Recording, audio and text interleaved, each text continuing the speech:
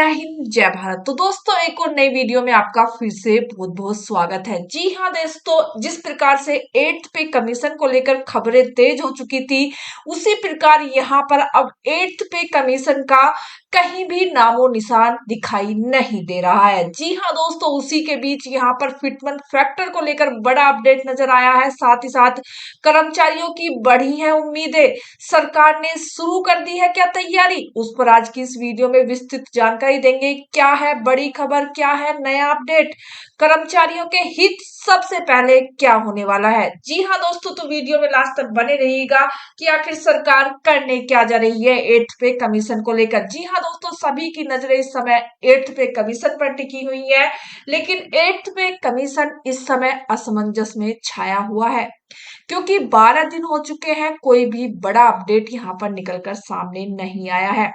Fitment fitment factor की बात करो या ओपीएस की बात करो या किसी भी चीज की बात करो, लेकिन उसको लेकर अभी तक कोई भी सवाल उठता हुआ यहाँ पर नजर नहीं आया, यानी कि कोई भी निष्कर्ष निकलते हुए सामने नहीं आया है सरकार की तरफ से। जी हाँ दोस्तों, 12 दिन बीत चुके हैं, क्योंकि 10 जुलाई को हुई थी कोलकाता के अंदर बैठक। उसके बाद से यहाँ पर सरकार बिल्कुल निरस्त हो चुकी है, कोई भी सवाल का जवाब देने के लिए तैयार नहीं है, ना ही कोई अगला नोटिफिकेशन यहाँ पर जारी किया है। 8वां वेतन आयोग अध्यक्ष रंजना प्रकाश देसाई को यूसीसी समिति का अध्यक्ष बनाए जाने से रिपोर्ट में देरी की आशंका है। जी हाँ दोस्तों, जो रंजना प्रकाश देसाई हैं, उनको यूसीसी का अध्यक्ष बना दिया है, जिसके चलते यहाँ पर थोड़ी 8th पे कमीशन को लेकर चर्चाएं कम हो चुकी है। वहीं पर कर्मचारी फिटमेंट फैक्टर, ओपीएस और आयोग के कामकाज पर सरकार ने स्पष्टीकरण की मांग भी की है।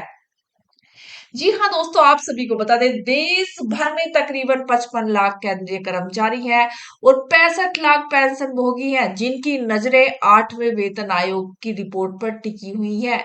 जहां पर कोलकाता को 10 जुलाई को बैठक हुई, उसके बाद से आयोग किसी अगली आधिकारिक बैठक, तारीख या किसी नई अपडेट की घोषणा नहीं कर रहा है, जिसको लेकर यहाँ पर सरकार पर कुछ जवाब तंज कसते हुए नजर आए हैं। इसी बीच आयोग की अध्यक्ष न्यायमूर्ति रंजना प्रकाश देसाई को पश्चिम बंगाल और महाराष्ट्र सरकार द्वारा समान नागरिकता सहित यूसीसी ड्राफ्ट समिति का अध्यक्ष भी नियुक्त किया गया है। ऐसा लगता है इस नई जिम्मेदारी के बाद से कर्मचारी और पेंशनर के बीच इस बात को लेकर आकांक्षाएं पैदा हो गई हैं कि कहीं यूसीसी के काम के चलते 8वें वेतन आयोग की रिपोर्ट और सिफारिशों में देरी ना हो जाए। और ऐसा लगना साफ बात भी है, क्योंकि 12 दिन हो चुके हैं, 12 दिन से कोई अता पता ही नहीं है कि 8th पे कमीशन में आखिर चल क्या रहा है। वहीं पर यूसीसी के काम के चलते 8वें वेतन आयोग की रिपोर्ट और सिफारिशों में देरी न हो जाए। शायद पहली बार ऐसा हो रहा है जब आयोग के काम के बारे में 12 दिन तक खोज खबर नहीं मिली है, यानी 12 दिन बीत चुके हैं, तब से लेकर अब तक ना तो कोई खबर आई है, ना ही कोई खोज मिला है। ऐसे में ये जानना बहुत जरूरी है कि आखिर देश के जिन राज्यों में आयोग की बैठक नहीं हुई, वहां आयोग कब जाएगा और 10 जुलाई से अब तक आयोग आखिर कर क्या रहा है। सभी के मन में सवाल है। कर्मचारी के मन में क्या परेशानी बनी हुई है। All India NPS employees federation के राष्ट्रीय अध्यक्ष डॉक्टर मनजीत सिंह पटेल ने कहा है, इस मुद्दे पर कर्मचारी का पक्ष रखते हुए कहा है कि 10 जुलाई की बैठक के बाद से आयोग की गतिविधियों को लेकर कोई स्पष्ट अपडेट सामने नहीं आया है। आयोग की अध्यक्ष रंजना प्रकाश देसाई जी को पश्चिम बंगाल और महाराष्ट्र सरकार द्वारा यूसीसी कमेटी का अध्यक्ष नियुक्त किया गया है। इस वजह से लगभग 1.20 करोड़ कर्मचारी और पेंशन भोगी के मन में यह आशंका घर कर गई है कि क्या वेतन आयोग के काम में अनावश्यक विलंब हो सकता है।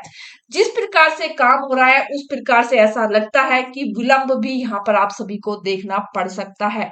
साथ ही साथ सरकार और आयोग से की गई है अपील। अब जी हाँ दोस्तों, यहाँ पर सरकार और आयोग से अपील की गई है कि आखिर सरकार कर क्या रही है। जी हाँ दोस्तों, डॉक्टर मनजीत सिंह पटेल ने भारत सरकार और 8वें वेतन आयोग की अध्यक्षता से अपील की है कि वे कर्मचारियों के बीच फैली असमंजस और आशंका की स्थिति को दूर करे। सरकार और आयोग किसी माध्यम से एक आधिकारिक संदेश जारी कर स्पष्ट करे कि वेतन आयोग का काम पूरी मुस्तैदी और सक्रियता से चल रहा है। जी हाँ दोस्तों, मनजीत पटेल जी ने सरकार से अपील भी की है कि वो इस असमंजस की जो घड़ी चल रही है सभी के बीच में, इसको दूर करे और कहे कि हाँ, यहाँ पर काम चल रहा है, क्योंकि 12 दिन का समय बहुत बड़ा होता है।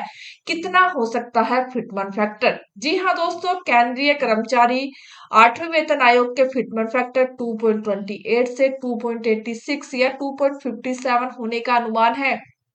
वहीं कर्मचारी संगठन की मांग 3.83 गुना करने की है, जिससे न्यूनतम बेसिक सैलरी 18,000 से बढ़कर 69,000 रुपए हो सकती है अगर सरकार फिटमेंट फैक्टर 3.83 रखती है तो। वहीं पर क्या ओपीएस की भी बहाली हो सकती है? इस सवाल पर सरकार का आयोग से फिलहाल कुछ स्पष्टीकरण नहीं किया गया है, लेकिन सरकार ने 3 नवंबर 2025 को जारी किए गए गजट नोटिफिकेशन में एनपीएस यूपीएस की समीक्षा करने के आदेश दिए गए, लेकिन कर्मचारी संगठन और यूनियन लगातार ओपीएस की बहाली की मांग उठा रही है। कर्मचारी का कहना है कि या तो सरकार ओपीएस की बहाली करे या फिर पेंशन में न्यूनतम गारंटी, सही फंड मैनेजमेंट और पर्याप्त सरकारी योगदान सुनिश्चित करे ताकि भविष्य में पेंशन सुरक्षित रह सके।